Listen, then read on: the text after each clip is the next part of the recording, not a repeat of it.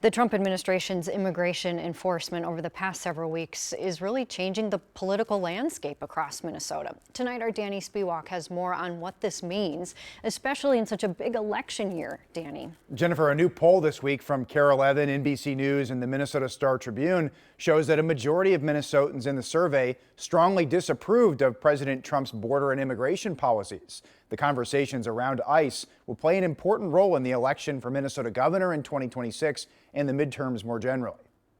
On January 5th, Governor Tim Walz announced he would no longer seek a third term. Election years have a way of ramping up the politics, saying the issue of fraud had created a distraction. And at that point in time, Republicans in Minnesota were thinking, this could be our best opportunity. 2 days later, an ICE agent shot and killed Renee Good. All of that is different today. Brian McClung is a Republican strategist who worked for former Governor Tim Pawlenty.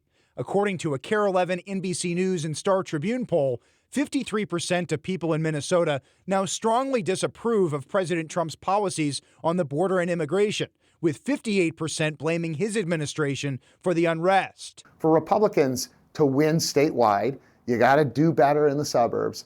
And there are still independent-minded voters. Right now, they're looking at what's happened here, and they're largely, as we see in the poll, not happy. The leading GOP candidates for governor, such as House Speaker Lisa Demuth, Representative Kristen Robbins, and businessman Kendall Qualls, have supported immigration enforcement while also saying they want allegations of racial profiling investigated. Meanwhile, U.S. Senator Amy Klobuchar, who is now running for governor on the Democratic side, has long called for ICE to leave completely. I think that this issue around ICE has really emerged to be the top issue. Democratic strategist Jeff Hayden says ICE may be an energizing topic for Democrats this November. People are really watching. Typically people, we like to say, they don't start paying attention to these races till after the state fair. I think they're going to be watching this thing, when the lilacs are blooming.